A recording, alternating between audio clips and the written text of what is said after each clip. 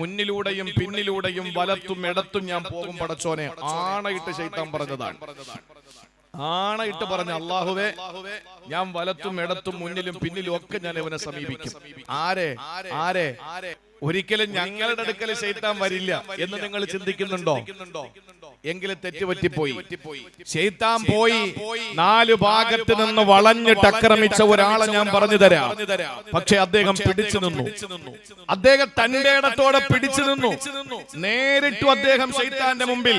അതാരാ? മഹാനായ ശഖീഖുൽ ബൽഖി റളിയല്ലാഹു തആല അൻഹു. ആരാണ് ശഖീഖുൽ ബൽഖി എന്നറിയാൻ പ്രിയമുള്ളവരെ, ശഖീഖുൽ ബൽഖിയുടെ മേൽവിലാസം തേടണ്ട, അദ്ദേഹത്തിന്റെ മഹത്വം അറിയണ്ട. അദ്ദേഹം ആരെയാണ് പരിശുദ്ധമായ ദീനിന് വേണ്ടിയിട്ട് സമ്മാനിച്ചതെന്ന് തിരിച്ചറിഞ്ഞാൽ മതി. ശഖീഖുൽ ബൽഖി റളിയല്ലാഹു തആല അൻഹു ആരെയാണ് അല്ലാഹുവിന്റെ ദീനിന് വേണ്ടി സമ്മാനിച്ചതെന്നറിയോ? ഹാത്തമുൽ അസം റളിയല്ലാഹു അൻഹു പോലുള്ള മഹത്തുക്കളായ സൂഫിയാക്കളായ അല്ലാഹുവിന്റെ ആരിഫീങ്ങളെ ലോകത്തിന് സമ്മാനിച്ചു പോയ ഹാത്തമുൽ അസമിനെ പോലെയുള്ള വലിയ വലിയ മഹാവ്യക്തി പ്രഭാവങ്ങളെ ഈ പരിശുദ്ധമായ ദീനിന് വേണ്ടി സമ്മാനിച്ചു പോയ ഒരു വലിയ മഹാത്യാഗിയാണ്, വലിയ പ്രതിഭയാണ് ശഖീഖുൽ ബൽഖി റളിയല്ലാഹു തആല അൻഹു. ആ ശഖീഖുൽ ബൽഖി റളിയല്ലാഹു തആല അൻഹു ഒരു അവസരത്തിൽ പറഞ്ഞതെന്തറിയോ? പ്രിയപ്പെട്ടവരെ, ശ്രദ്ധയോടെ കേട്ടോ. ശഖീഖുൽ ബൽഖി റളിയല്ലാഹു അൻഹു തുടക്കത്തിലെ വെള്ളം കൊടുക്കുകയാണ്. ചൂടാ. ഇത് വണ്ടാരാ പറഞ്ഞനക്ക് ചെണ്ട അടിക്കുന്ന അടിയൊത്തവും ചെണ്ടയ്ക്കും തുട്ടുമൊത്തം മാരാറക്കും. പ്രസംഗിക്കുന്ന ഞാൻ, വെള്ളം കുടിക്കുന്ന നിങ്ങൾ. പക്ഷെ കുടിച്ചോളി, കുഴപ്പമില്ല. എനിക്ക് ഈ ഇടയ്ക്ക് വെള്ളം കുടിക്കുന്ന സ്വഭാവം ഇല്ല. അപ്പൊ അതുകൊണ്ട് ഇൻഷാ അല്ലാഹ് നിങ്ങൾ കുടിച്ച് റാഹത്തായി ഉണർന്നിരുന്ന് കേൾക്കും. ഇടയ്ക്ക് ഇച്ചിരി വേണമെങ്കിൽ അസ്സർ സാഹിബേ, നിങ്ങൾ ഇച്ചിരി എന്തെങ്കിലും കൊടുക്കാത്തത് എല്ലാം നിങ്ങൾ തിന്ന് തടി വെച്ചാൽ. എനിക്ക് പലരും പറയും ഉസ്താദ് ഭയങ്കര തടിയെന്നാണ്. അപ്പൊ ഞാൻ ഇടയ്ക്കിടയ്ക്ക് പോകുമ്പോ ഇതുപോലുള്ള സുഹൃത്തുക്കളെ കാണുമ്പോ ഒരു സമാധാനമുണ്ട്. അപ്പൊ അള്ളാഹു നമ്മുടെ ഒക്കെ ഈ പരിശ്രമങ്ങളെ വിജയിപ്പിക്കട്ടെ. അദ്ദേഹത്തിന്റെ ആ ഒരു വലിയ ഒരു ദീനി താല്പര്യം, നല്ലൊരു ചെറുപ്പക്കാരനാ, വർഷങ്ങളായി എനിക്ക് പരിചയമുള്ള. അള്ളാഹു നല്ല ദീനിന് വേണ്ടിയിട്ട് പ്രവർത്തിക്കാൻ നല്ല ആരോഗ്യവും ആഫിയത്തും അള്ളാഹു നൽകി അനുഗ്രഹിക്കുമാറാവട്ടെ. മുന്നിലൂടെ പിശാച് വരുന്നതിന്റെ അടയാളം എന്താണെന്നറിയോ? ശഖീഖുൽ ബൽഖി തങ്ങൾ പറയാണ്, ഹാത്തമുൽ അസമിനെ പോലുള്ള മഹാന്മാരുടെ ഉസ്താദാണ് ശഖീഖുൽ ബൽഖി റളിയല്ലാഹു അൻഹു. മഹാനവറുകൾ പറയുകയാണ്, മാമിന് സ്വബാഹിന് ഇല്ലാ വയതീനി ശൈത്താനു മിനൽ ജിഹാദിൽ അർബഈ. ഒരു പ്രഭാതവുമില്ല കിഴക്കൻ ചക്രവാളത്തിൽ അരുണകിരണങ്ങൾ പ്രകടമാകുമ്പോ സുപ്രഭാതം പൊട്ടിവിടരുന്ന സമയത്ത് ശൈത്താൻ എന്റെ അടുക്കൽ വരാറുണ്ട്. അങ്ങനെ ശൈത്താൻ എന്റെ അടുത്ത് വരാത്ത ഒരു ദിവസം പോലുമില്ല. കിഴക്ക് സൂര്യൻ ഉദിക്കുമ്പോ ശൈത്താൻ എന്റെ അടുത്ത് വരാറുണ്ട്. എങ്ങനെയാണ് ശൈത്താൻ വരുന്നതെന്നറിയോ? മിനൽ ജിഹാദിൽ അർബഈ, നാനാഭാഗത്തുകൂടി പിശാച് എന്നെ സമീപിക്കുമെന്നാണ്. ഈ കുടവൂരിലുള്ള ഏതെങ്കിലും ഒരു ശഖീഖിന്റെ കഥയല്ല പറയുന്നത്. ചാമാരുകോണത്തെ ഏതെങ്കിലും ഒരു ശഖീഖിന്റെ കഥയല്ല പറയുന്നത്. പിന്നെയോ എന്റെ പ്രിയപ്പെട്ട സഹോദരങ്ങളെ, മഹാനായ ഹാത്തമുൽ അസമിനെ പോലുള്ള വലിയ വലിയ പണ്ഡിത പ്രതിഭകളെ ലോകത്തിന് സമ്മാനിച്ച, സാത്വിക ജീവിതം നയിക്കുന്ന വിശുദ്ധരായ, ലോകം ആദരിക്കപ്പെടുന്ന വ്യക്തി പ്രഭാവമായ ശഖീഖുൽ ബൽഖി റളിയല്ലാഹു അൻഹു പറയുകയാണ്, ഓരോ സുപ്രഭാതത്തിലും എന്റെ അടുക്കൽ ശൈത്താൻ വരുന്നുണ്ട് സഹോദരങ്ങളെ. ആരോടാ പറയുന്നതെന്നറിയോ?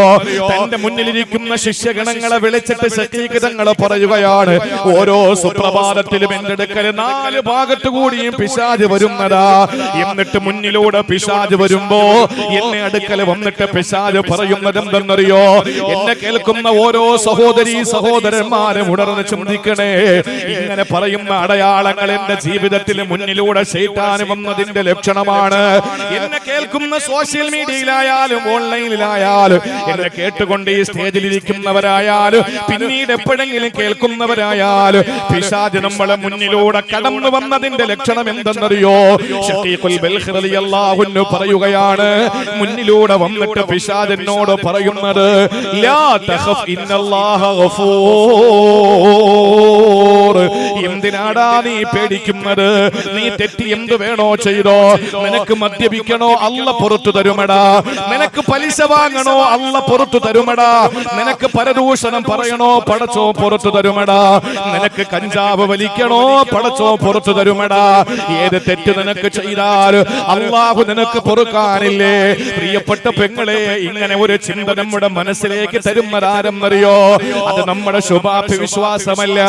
അത് മുന്നിലൂടെ വന്ന ശൈത്താൻ നമ്മളെ പ്രേരിപ്പിക്കുന്നതാണ്. മുന്നിലൂടെ വന്നിട്ട് ഓരോ തെറ്റുകൾ ചെയ്യുമ്പോ ശൈത്താൻ പറയുന്നു, എന്തിനെ നീ പേടിക്കണം, എന്തിനെ നീ പ്രയാസപ്പെടണം? അല്ലാഹുവില്ലേടാ നിനക്ക് പൊറുക്കാൻ. അല്ലാഹുവിനോളം പൊറുക്കാൻ വേറെ ആരാ ഉള്ളത്? നിനക്കല്ല പൊറുത്തില്ലെങ്കിൽ വേറെ ആർക്കാടാ പുറത്തു കൊടുക്കുക? അല്ലാഹുവല്ലേ നിനക്ക് പുറത്തു തരാനുള്ളത്. അതുകൊണ്ട് ചെയ്യടാ തെറ്റുകൾ, എന്ത് വേണോ ചെയ്തോ. റബ്ബ് ഗഫൂറല്ലേ, പുറത്തു തരുമെന്ന്. ഓരോ തെറ്റുകൾ ചെയ്യുമ്പോൾ നമ്മുടെ മനസ്സിൽ മന്ത്രിക്കുന്നതാരാ? അത് സാക്ഷാൽ ശൈത്താൻ എന്ന ഒന്നാമത്തെ ശത്രുവാണെന്ന് മഹാനായ ശഖീഖുൽ ബൽഖി റളിയല്ലാഹു അൻഹു പഠിപ്പിക്കുമ്പോ ശഖീഖ് തങ്ങൾ തന്നെ പറയുകയാ, ആ ശൈത്താൻ എന്ന ശത്രുവിന്റെ മുന്നിൽ ഞാൻ എങ്ങനെയാണ് പ്രതിരോധിക്കുന്നതെന്നറിയോ? എങ്ങനെയാണ് പിടിച്ചു നിൽക്കുന്നതെന്നറിയോ? ഞാൻ ശൈത്താന്റെ മുന്നിൽ ധീരമായി ഖുർആനിന്റെ ഒരായത്ത് ഓതി കൊടുക്കും. ആയത്ത് ഏതാണെന്നറിയോ? വഇന്നീ ലഗഫാറുൽ ലിമൻ താബ വആമന വഅമില സാലിഹാ. ശൈത്താൻ എന്നോട് പറയും, നീ എന്തിനു പേടിക്കണം, അല്ല പുറത്തു തരുമെന്ന് പറയുമ്പോ ഞാൻ ശൈത്താനോട് പറയും, എടാ ശൈത്താനേ, ഇന്നീ ലഗഫാറുൽ ലിമൻ താബ വആമന വഅമില സാലിഹാ. എന്റെ അല്ല പറഞ്ഞത് ഇന്നീ ലഗഫാർ, ഞാൻ വല്ലാതെ പാപം പുറത്തു കൊടുക്കുന്നവൻ തന്നെയാണെന്ന് തന്നെ. പക്ഷെ ആർക്കാണ് പുറത്തു കൊടുക്കുക? കണ്ണി കണ്ടവന് പാപം പുറത്തു കൊടുക്കൂല. നാഴികയ്ക്ക് 40 വട്ടം തെറ്റ് ചെയ്യുന്നവനല്ല പുറത്തു കൊടുക്കൂല. ആർക്കാണല്ല വിട്ടുകൊടുപ്പിട്ട് പുറത്ത് മാപ്പാക്കുന്നതെന്നറിയോ? ആർക്കാണ് കാരുണ്യവാനായ അല്ലാഹ് അവന്റെ കരുണ കൊണ്ട് പുറത്തു കൊടുക്കുന്നതെന്നറിയോ? ലിമൻ താബ വആമന വഅമില സാലിഹാ. അല്ലാഹ് പറയുകയാണ്, പശ്ചാത്താപ ബോധത്തോടെ ചെയ്തു പോയ തെറ്റ് പടച്ചവനെ മാപ്പാക്കണേ അല്ലാഹ്. ഇനി ആവർത്തിക്കില്ല റബ്ബേ, ഇനി ആവർത്തിക്കില്ല പടച്ചവരെ, ഖേദമുണ്ട് റബ്ബേ എന്ന പശ്ചാത്താപ ബോധത്തോടെ അല്ലാഹുവിന്റെ മുന്നിൽ പൊട്ടിക്കരഞ്ഞുകൊണ്ട് പശ്ചാത്തപിച്ചിട്ട് അല്ലാഹുവിൽ വിശ്വാസത്തോടെ വാരിയെല്ല് കൊണ്ട് മൂടപ്പെട്ട ഹൃദയത്തിന്റെ ഉള്ളറകളില് വിശ്വാസത്തെ അകതാരിന്റെ അകക്കാമ്പിൽ അരക്കിട്ടാണിക്കല്ലിട്ട് ഉറപ്പിക്കുന്ന ഈമാനുള്ളവർക്ക് അല്ലാഹ് പുറത്തു കൊടുക്കും. വഅമില സാലിഹാ, സുഹൃതങ്ങൾ ചെയ്യുന്ന സൽക്കർമ്മങ്ങൾ ചെയ്യുന്നവർക്കും അല്ലാഹ് പുറത്തു കൊടുക്കുന്നതാ. അല്ലാതെ കണ്ണി കണ്ടവൻ അല്ലാഹ് പുറത്തു കൊടുക്കുമെന്നാണോ? അതുകൊണ്ട് ശൈത്താനേ, നീ പറഞ്ഞല്ലോ ഓരോ തെറ്റുകൾ ചെയ്യുമ്പോ എന്തിനു നീ പേടിക്കണം? നിനക്കല്ല പുറത്തു തരും. അടുത്തത് ചെയ്യടാ. അടുത്തത് ചെയ്യുമ്പോ ശൈത്താൻ പറയും, അടുത്തത് ഒന്നുകൂടെ ചെയ്യടാ. നിനക്കല്ല ഇല്ലേടാ പുറത്തു തരാ. ഈ ഒരു ചിന്ത മനസ്സിലിട്ട് തരുന്നത് മുന്നിലൂടെ ശൈത്താൻ വന്നതിന്റെ ലക്ഷണമാ. എന്റെ കുടവൂരുള്ള പെങ്ങളെ, ചമ്മാരുകോണത്തെ എന്റെ പ്രിയപ്പെട്ട സഹോദരിമാരെ, 1000 വട്ടം നമ്മുടെ മുന്നിൽ പിശാച് വന്നിട്ടില്ലേ? ചിന്തിച്ചു നോക്ക്. എത്രയോ തവണ തല തുറന്നിട്ട് നടന്നപ്പോ നമ്മളോട് ശൈത്താൻ വന്നിട്ട് പറഞ്ഞു, ഒരു ദിവസം നിന്റെ തലയിലെ തട്ടമങ്ങ മാറ്റിയെന്ന് പറഞ്ഞിട്ട് നിന്നെ അല്ലാഹു നരകത്തിലൊന്നും ഇടാൻ പോകുന്നില്ല. ഒരു ദിവസം നീ ഏതെങ്കിലും ഒരു വൃത്തികേട് കാണിച്ചെന്ന് കരുതിയിട്ട് ഒരിക്കലും എന്റെ ചെറുപ്പക്കാരാ നിന്നെ അല്ലാഹു നരകത്തിൽ ഇടാൻ പോകുന്നില്ല. അല്ല കൈനീട്ടി കാത്തിരിക്കുന്നു പാപം പുറക്കാൻ. ഈ ഒരു ചിന്ത ആരായിട്ട് തരുന്നത്? സാക്ഷാ ശൈത്താനാണ് എന്ന് ശഖീഖുൽ ബൽഖി തങ്ങൾ പറയുക മാത്രമല്ല, അതിനെ പ്രതിരോധിക്കാനുള്ള മാർഗവും മഹാനവറുകൾ പഠിപ്പിച്ചു തരുകയാണ്. അപ്പൊ ഒന്നാമത്തെ ശത്രു ശൈത്താൻ മുന്നിലൂടെ വന്നതിന്റെ അടയാളം മനസ്സിലായോ? പലപ്പോഴും പറയും, നീ എന്തിനായി പേടിക്കുന്നേ? അല്ല ഇല്ലേ, നീ ചെയ്യടാ, നിനക്ക് അല്ല പുറത്തു തരും. ഈ വിശ്വാസം നല്ലതാണ്. അത് എപ്പോഴെന്നറിയോ? മരിക്കുന്ന സമയം. മരിക്കുന്ന സമയം എന്റെ എല്ലാ പാപങ്ങളും അല്ലാഹ് അങ്ങ് പൊറുക്കും. എന്റെ റബ്ബ് എനിക്ക് പൊറുത്തില്ലെങ്കിൽ വേറെ ആരാ പൊറുക്കുക? എന്റെ റബ്ബ് ഗഫൂറും ഗഫാറും സത്താറും ഒക്കെയാണ്. ആ ഒരു വിശ്വാസം മരിക്കുന്ന നേരത്ത് മതി. എന്താണെന്നറിയോ? അപ്പോൾ പിന്നെ തെറ്റ് ചെയ്യൂല. കാരണം വിരലുകളെ കെട്ടി മൂക്കിലും വായിലും പഞ്ഞിയും വെച്ച് 3 വെള്ള തുണിയിൽ പൊതിഞ്ഞ് കൊടവൂര് പള്ളിയുടെ ഖബർസ്ഥാനിൽ കൊണ്ട് വെക്കുന്ന നീ എന്ത് ചെയ്യാനാ? എല്ലാം തീർന്നില്ലേ? അപ്പൊ മരിക്കുന്ന നേരത്ത് നിന്റെ വിശ്വാസം നല്ലതാണ്. ആ വിശ്വാസം ഉണ്ടെങ്കിൽ അള്ളാഹു അതേ രീതിയിൽ നിന്നെ സമീപിക്കുമെന്ന് കിതാബുകളിൽ നമുക്ക് കാണാൻ കഴിയുന്നു. ജീവിതത്തിൽ ആ ഒരു പ്രതീക്ഷ ഉണ്ടെങ്കിൽ എന്താ സംഭവിക്കുന്നതെന്നറിയോ? ഇന്ന് കള്ള കുടിച്ചു, നബിദിനമൊക്കെ അല്ലേ, മറ്റന്നാളാകുമ്പോ നബിദിനത്തിന് കുറച്ച് കള്ളൊക്കെ കുടിച്ചിട്ട് വേണം നേരം വെളുത്ത് ആഘോഷങ്ങൾ അങ്ങോട്ട് ആരംഭിക്കാൻ. ഞാൻ ചില കാര്യങ്ങൾ എന്റെ പ്രിയപ്പെട്ട സഹോദരങ്ങളോട് പിന്നീട് ഞാൻ പറയാം, വിഷയത്തിൽ നിന്ന് മാറിപ്പോകില്ലെങ്കിൽ. കാരണം എനിക്ക് പറയേണ്ടതുണ്ട്, പറയാതിരിക്കാൻ നിവൃത്തിയില്ലാത്ത ചില കാര്യങ്ങളുണ്ട്. അതുകൊണ്ട് ഇൻഷാ അല്ലാഹ് ഞാൻ പിന്നീടത്തേക്ക് മാറ്റിവെക്കുകയാണ്. പിന്നീടെന്ന് പറഞ്ഞാൽ അടുത്ത വർഷമൊന്നല്ല, ഈ പ്രസംഗം തീരുന്നതിന് മുമ്പ് അള്ളാഹു ആഫിയത്ത് തരുമെങ്കിൽ, ആയുസ് നീട്ടി തന്നിട്ടുണ്ടെങ്കിൽ. ഞാനൊരു കാര്യം പറയുന്നു, മരിക്കുന്ന നേരത്ത് നമുക്ക് ഈ വിശ്വാസം നല്ലതാ. എന്റെ റബ്ബ് സർവ്വതും പൊറുക്കുമെന്ന വിശ്വാസം നമുക്ക് രക്ഷപ്പെടാനുള്ള മാർഗമാണ്. ജീവിതത്തിൽ ആ ഒരു വിശ്വാസം ഉണ്ടെങ്കിൽ തെറ്റുകൾ വീണ്ടും വീണ്ടും ആവർത്തിച്ചുകൊണ്ടിരിക്കും. അതുകൊണ്ട് മുന്നിലൂടെ വരുന്ന ശൈത്താൻ നമ്മളെ സമീപിച്ചതിന്റെ അടയാളം, ഏത് തെറ്റ് ചെയ്താലും മനസ്സിൽ ഇങ്ങനെ മന്ത്രിക്കും, പൊറുക്കൂടാ അല്ല പൊറുക്കൂടാ, ചെയ്യടാ, നീ എന്ത് വേണോ ചെയ്തോ. ഇനി കേൾക്കണോ പിന്നിലൂടെ ശൈത്താൻ വരുന്നതിന്റെ അടയാളം? അപ്പൊ ഉറപ്പല്ലേ 50% ആളുകളുടെ അടുക്കലും മുന്നിലൂടെ ശൈത്താൻ വന്നു എന്ന് അവനവൻ ചിന്തിച്ചു നോക്കിയാൽ മതി. ഇനി പിന്നിലൂടെ ശൈത്താൻ വരുന്നതിന്റെ ലക്ഷണം എന്തെന്നറിയോ?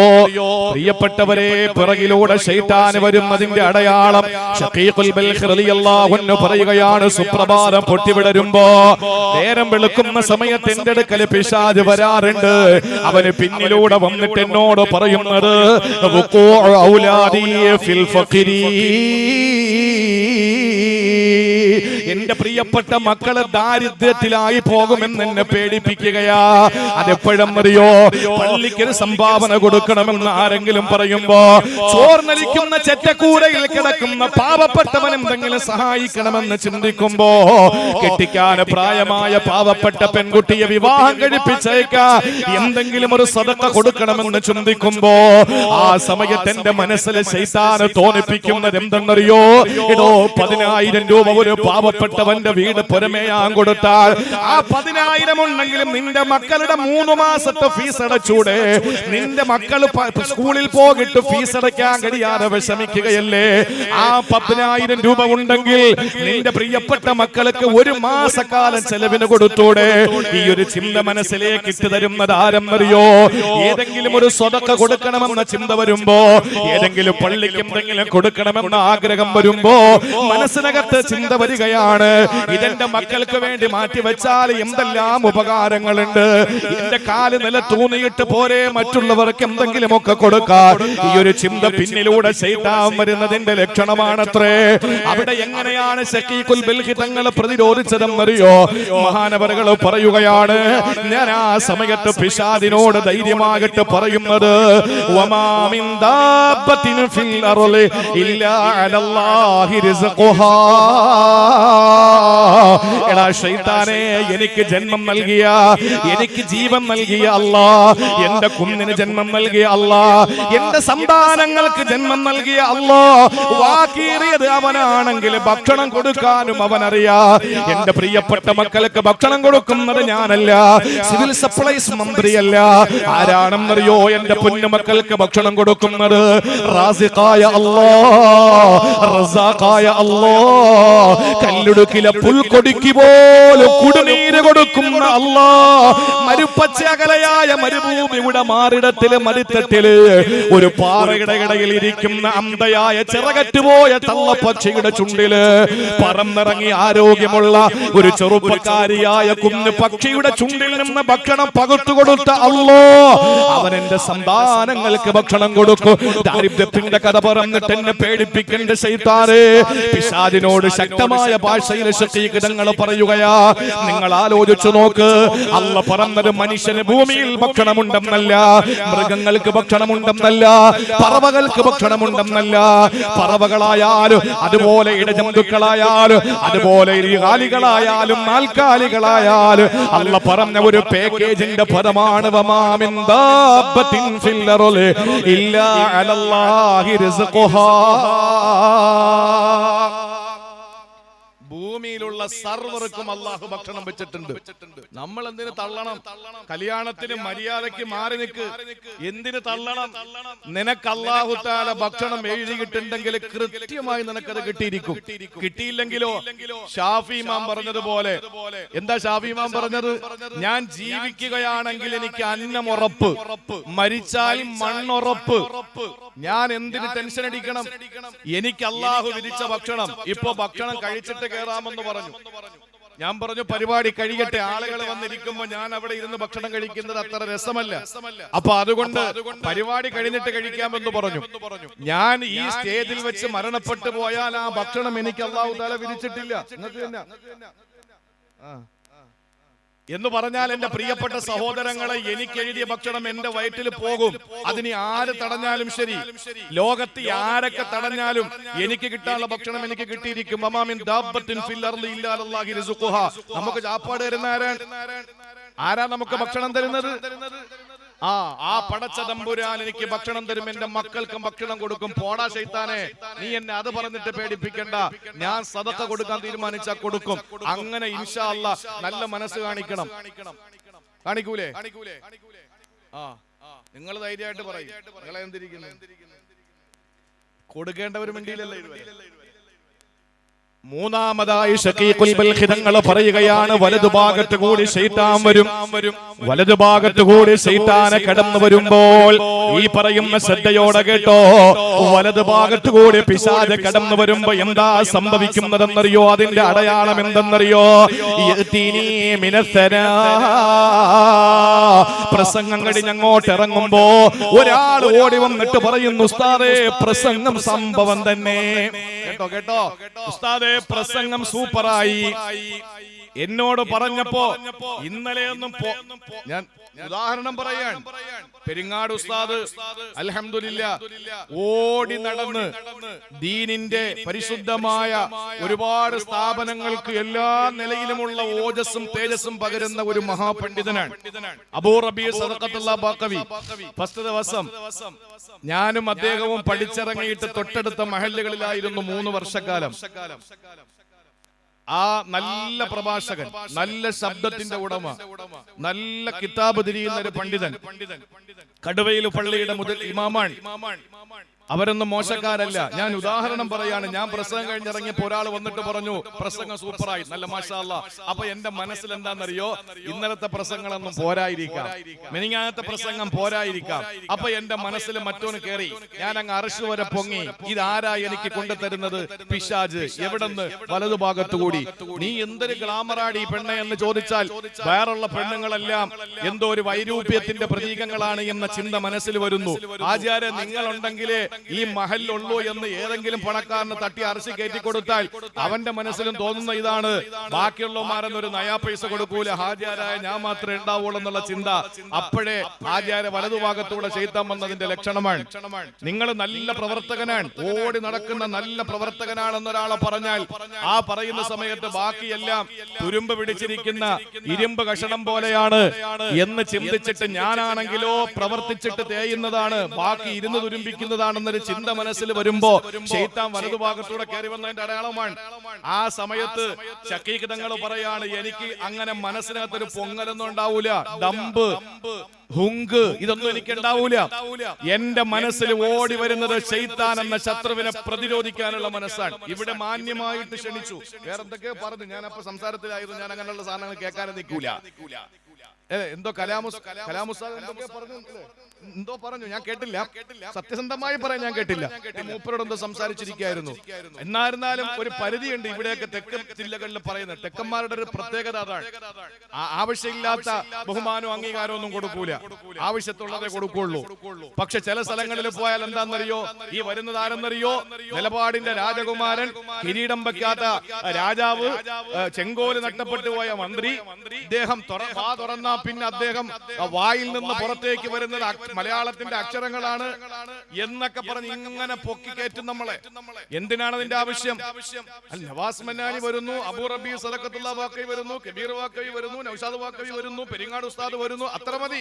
എല്ലാവർക്കും അറിയാം ഇവരെ ആരാണെന്ന്. ഇവരെ വായിന്ന് അക്ഷരമാണോ പുറത്തു വരുന്നത്?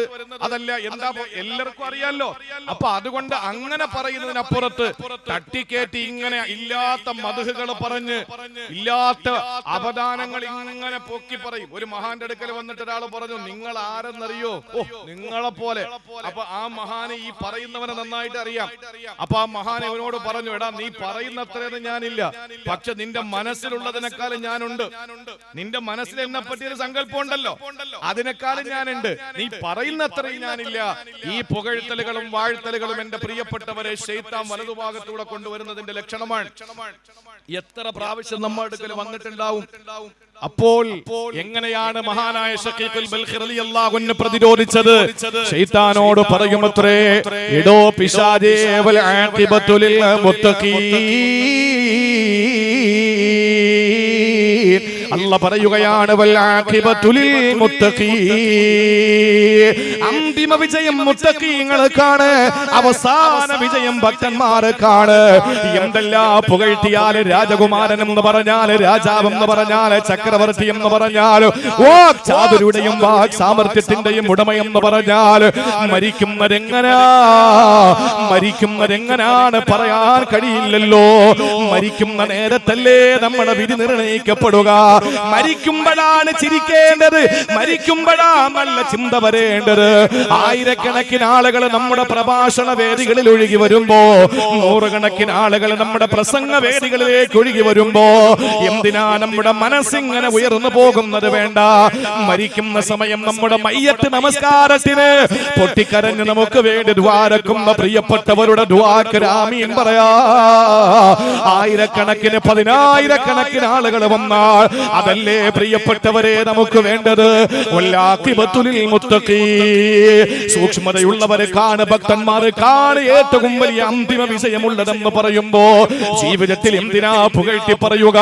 അള്ളാഹുവിന്റെ ദീന് പ്രസംഗിക്കുന്ന ഞാനും നാളെ എന്താകുമെന്ന് പറയാൻ കഴിയോ? 12,000-ഓളം വരുന്ന മുറബിയായ ശൈഖന്മാരുടെ ശൈഖ് ആരാണ്? ശൈഖ് മഹാനായ ശിബിലി റഹിമഹുല്ലാഹ്, ജുനൈദുൽ ബഗ്ദാദി റളിയല്ലാഹു അൻഹു അടക്കമുള്ള 12,000-ഓളം വരുന്ന മുറബിയായ മശായിഖുമാരുടെ ശൈഖായിരുന്ന ആള്, ആയിരക്കണക്കിന് മദ്രസകളുടെ മുത്തവല്ലിയായിരുന്നയാള്, അല്ലാഹുവിന്റെ ഖുർആൻ ഹാഫിളായിരുന്നയാള്, 30,000-ഓളം ഹദീസുകൾ സനദ് സഹിതം മനപ്പാഠമുണ്ടായിരുന്ന മഹാ ആരെന്നറിയോ?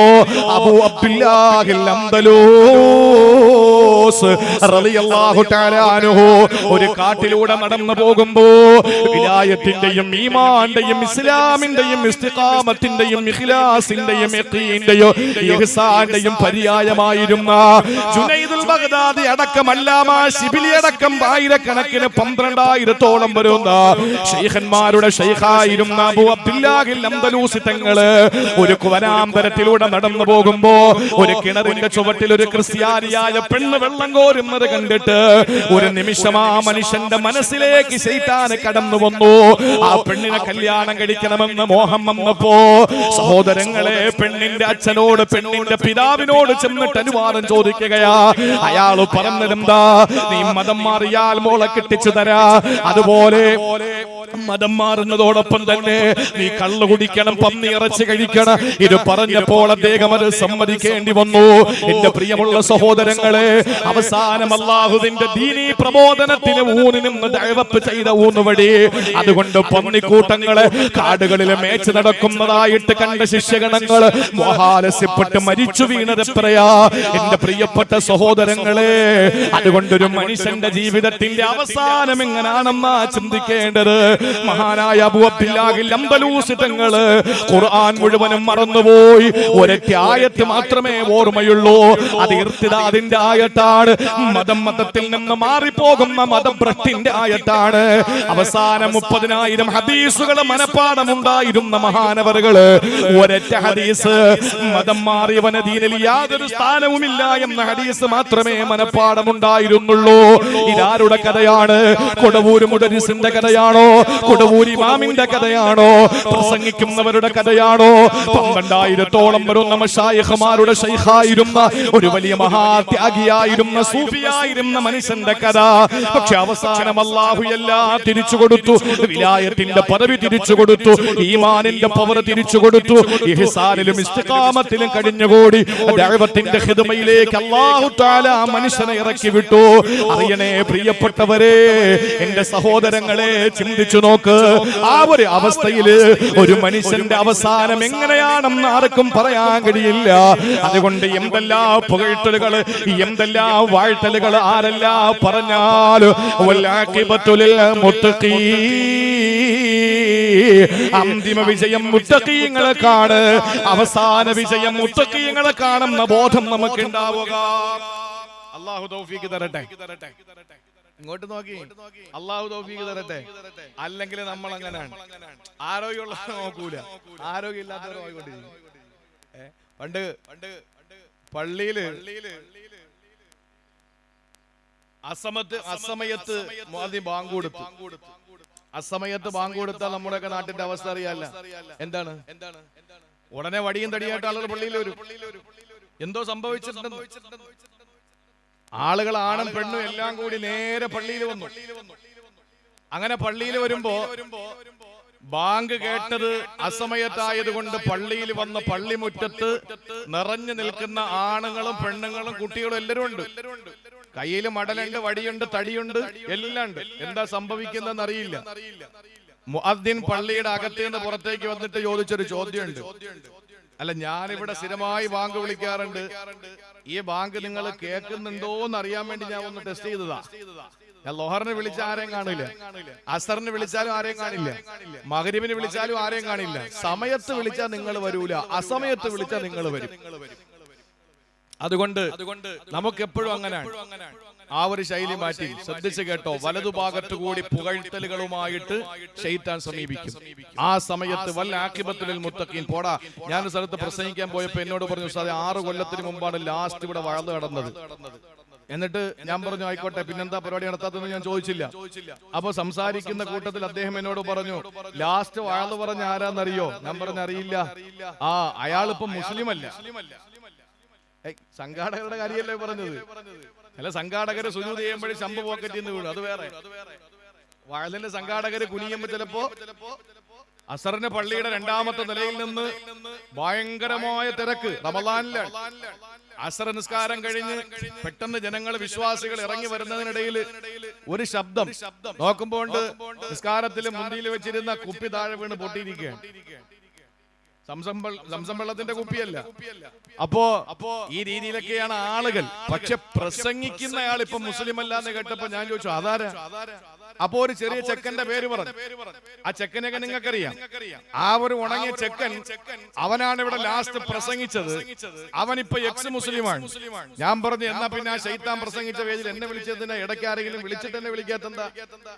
നിങ്ങളത് ആലോചിച്ച് നോക്കിയേ. ഒരു സമൂഹത്തെ മുന്നിൽ പിടിച്ചിരുത്തിയിട്ട് അള്ള ഏകനാണെന്ന് പറഞ്ഞവരാണ്. നബിതങ്ങൾ അള്ളാന്റെ ദൂതനാണെന്ന് പറഞ്ഞയാൾ, നമുക്ക് അള്ളാഹു തന്ന ഏറ്റവും വലിയ ഭാഗ്യം ഇസ്ലാമാണെന്ന് പറഞ്ഞയാൾ ഇപ്പൊ പറയാണ് ഇസ്ലാം എന്ന് പറയുന്ന ഒന്നില്ല, അള്ള ഒന്നില്ല, അള്ളാഹു എന്ന് പറയുന്ന സംഗതിയില്ല, മുഹമ്മദ് എന്ന് പറയുന്ന കള്ളപ്രവാചകനാണെന്ന് പറയണമെങ്കിൽ ഒന്ന് ആലോചിച്ച് നോക്കിയേ. ഇതിനൊക്കെ ഒറ്റ മറുപടിയേ ഉള്ളൂ, ആദർശത്തെക്കാൾ ആമാശയം പ്രാധാന്യമായത് കൊണ്ടാണ്. അപ്പൊ അതുകൊണ്ട് നാം മനസ്സിലാക്കേണ്ടത് നമ്മുടെ അവസാനം എന്താകും. അള്ളാഹു ആ ചെക്കന്റെ ഹിദായത്ത് അള്ളാഹു കൊടുക്കട്ടെ. ആമീൻ പറയും. ഒരാള് നശിച്ചു പോകാൻ നമ്മൾ ആഗ്രഹിക്കില്ല. അങ്ങനെ കുറെ എണ്ണം ഉണ്ട് സമുദായത്തില്. ഇതൊക്കെ ഇപ്പൊ ഒരു രസമാണ്, ഇതൊക്കെ ഇപ്പൊ ഒരു ട്രെൻഡാണ്. എന്തെങ്കിലുമൊക്കെ ഇസ്ലാമിന്റെ ഏതെങ്കിലുമൊക്കെ ആശയങ്ങൾ എടുത്തു വെച്ചിട്ട് ഇങ്ങനെ മോശമായ രീതിയിൽ വക്രീകരിച്ച് ജനങ്ങളുടെ മുമ്പിൽ മോശമാക്കി കാണിച്ചു കൊടുക്കുമ്പോ ആളുകൾ ഇങ്ങനെ കൂടും. അതാണ് പലരുടെയും ആഗ്രഹം. നേരത്തെ ഞാൻ പറഞ്ഞത് കൊണ്ട് ഷാനവാസ് മന്നാനിയുടെ വലതുഭാഗത്തൂടെ ശൈത്താനെ കയറ്റാതിരിക്കാൻ വേണ്ടി ഞാൻ ഒന്നും പറയുന്നില്ല. നമ്മുടെ ഇമാമ് വരുന്നു ഇൻഷാ അല്ലാഹ്.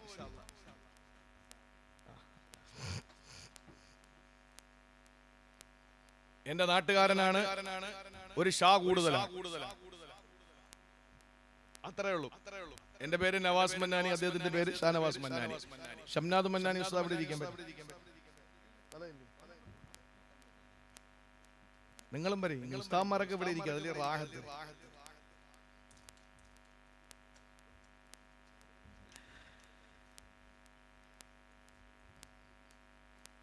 അപ്പോ വലതുഭാഗത്തുകൂടെ പിശാച് വരുന്നതിന്റെ ലക്ഷണം അതാണ്. അപ്പൊ മുന്നിലുമായി പിന്നിലുമായി വലത്തുമായി. നീ കേട്ടോ, ഇടതുഭാഗത്തുകൂടി പിശാച് വരുമത്രേ. നേരം വെളുക്കുമ്പോൾ ശൈത്താന് ഇടതുഭാഗത്തുകൂടെ വന്നിട്ട് എന്നോട് പറയുന്നത്,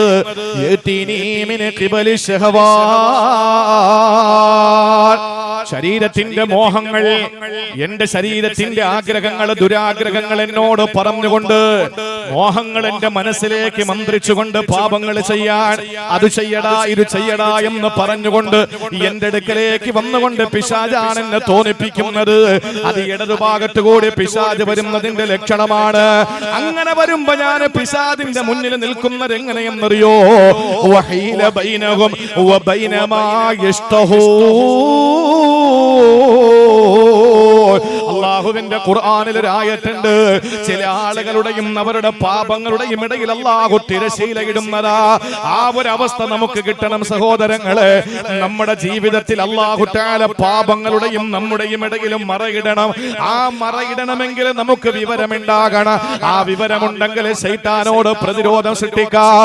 അതുകൊണ്ടാണ് ഒന്നാമത്തെ ശത്രുവിനെ സൂറത്ത് യാസീൻ പരിചയപ്പെടുത്തുമ്പോ അല്ലാഹുവിന്റെ വിശുദ്ധമായ ഖുർആൻ ഒന്നാമത്തെ ശത്രുവിനെ പരിചയപ്പെടുത്തിയത് ശൈത്താനാണെന്ന് പറയുമ്പോ ആ ശൈത്താനോട് ഖുർആനിന്റെ ആയത്ത് കൊണ്ട് പോരടിക്കാം. എന്തുകൊണ്ടാണ് ശഖീഖതങ്ങൾക്ക് കഴിഞ്ഞതെന്നറിയോ? ഫഇന്ന ഫഖീഹൻ വാഹിദൻ മുതവറിഅ അശദ്ദു അല ശൈത്താനി മിനൽ ഫിആബിദി. ഒരു ഫഖീഹ്, ഒരാൾ മതി. ആ ഒരു പണ്ഡിതൻ, നല്ല നല്ല നല്ല ഇൽമുള്ള കർമ്മപദത്തിലെ രംഗത്തിലുള്ള മഹാനായ ഒരു പണ്ഡിതൻ. ആ പണ്ഡിതന് ഒരാൾ മതി. ഇപ്പൊ തീരൂലേ, തീരുന്നത് കാര്യങ്ങള്.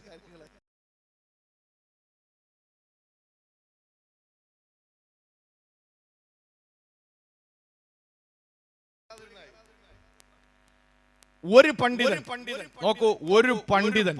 ആ പണ്ഡിതൻ, ഈ കുടവൂര് ഒരു ആലിമുണ്ട്, 1000 ഇബാദത്തുള്ളവരും ഉണ്ട്. നമുക്കാണ് മുസ്ലിയാക്കന്മാരോട് താല്പര്യം ഇല്ലാത്തത്. എന്റെ മൈലിയാര് അമ്പക്കറിഞ്ഞൂടി മൈലിയാരെന്ന് പറഞ്ഞ ആ ഒരു അവസ്ഥ. നമ്മൾ ഒരാളെ പറ്റി ഒരു ധാരണയുണ്ട്. മോദി കോഴി ഇറക്കുന്നവൻ, ചെലവെടുക്കുന്നവൻ, കക്കൂസ് എഴുതുന്നവൻ. നിങ്ങൾ നോക്ക, ഹറമിൽ ചെന്നാൽ ഖതീബിനും ഇമാമിനും ഒരേ പവറാണ്. മുഅദ്ദിൻ എന്ന് പറഞ്ഞാൽ ചില്ലറ കാര്യമല്ല. മുഅദ്ദിൻ എന്ന് പറഞ്ഞാൽ അഷ്റഫുൽ ഖൽഖ് സല്ലല്ലാഹു അലൈഹി വസല്ലം സമ്മാനം പോയി, ഇനി പറയണ്ട. സലാത്തില്ലേ, അള്ളാഹുവിന്റെ ഹബീബ് മസ്ജിദുൻ നബവിക്കകത്ത് ഈ നമസ്കാരത്തിന് വേണ്ടി ബിലാൽ റളിയല്ലാഹു അൻഹു മസ്ജിദുൻ നബവിയിൽ നിന്ന് മസ്ജിദുൻ നബവിയുടെ ഇടതുഭാഗത്ത് അഷ്റഫുൽ ഖൽഖ് തങ്ങളുടെ വീടിന്റെ കർട്ടൻ, ആ കർട്ടന്റെ വിരി നീക്കിയിട്ട് നബി തങ്ങൾ അനുവാദം കൊടുത്താൽ, പെർമിഷൻ കൊടുത്താൽ മാത്രമാണ് പള്ളിക്കകത്ത് നിൽക്കുന്ന ബിലാൽ തങ്ങൾ ഇഖാമത്ത് കൊടുക്കുക. അപ്പൊ നബി തങ്ങൾ തലയാട്ടും, ബിലാൽ തങ്ങൾ ഇഖാമത്ത് കൊടുക്കും. എന്തൊരു പദവിയാണ് ഈ മുഅദ്ദിനുള്ളത്. നമ്മുടെ നാട്ടിലെ മുഅദ്ദിന്മാർക്ക് നമ്മൾ കൊടുത്തിരിക്കുന്ന ഒരു പദവിയുണ്ട്. അതിന് എന്ത് MITക്ക് മീൻ കച്ചവടക്കാര് MIT എടുത്തതിന്റെ പേരിൽ അത് പിന്നെ ആർക്കും വേണ്ടതായി. നമുക്കൊരു ധാരണയുണ്ട് ഒരു നാട്ടില്. അപ്പോ മുസ്ലിയാരുടെ വില എന്തെന്നറിയണമെങ്കിൽ ഒറ്റ കാര്യം, കൊടവൂര് 1000 ഇബാദത്തുള്ളവരുണ്ട്, ഒരു ആലിമുണ്ട്. ശൈത്താൻ വന്നാൽ 1000 ആബിദീങ്ങൾ ശൈത്താനോട് പോരടിക്കുന്നതിനേക്കാൾ ഒരു ആലിമ വിചാരിച്ച നടക്കും. فإن فقيها واحدا متورعا أشد على الشيطان من 1000 عابدين. അതാണ് ഒരു ആലിമിന്റെ പവർ. കുടവൂർ ഉസ്താദിനെ കണ്ടവരാണ് നിങ്ങൾ. ബഹുമാനപ്പെട്ട ശൈഖുന എന്നെ ഉസ്താദിനെ കണ്ടവരാണ് നിങ്ങൾ. സഹോദരങ്ങളെ, ആലിമീങ്ങളെ, സാത്വികരായ ഒരുപാട് പണ്ഡിതന്മാരെ കണ്ട മണ്ണാണ് കൊടവൂരിന്റെ മണ്ണ്. അതുകൊണ്ട് ഞാൻ പറയട്ടെ, ശൈത്താനെ പ്രതിരോധിക്കാൻ ബോധവാന്മാരാവുക.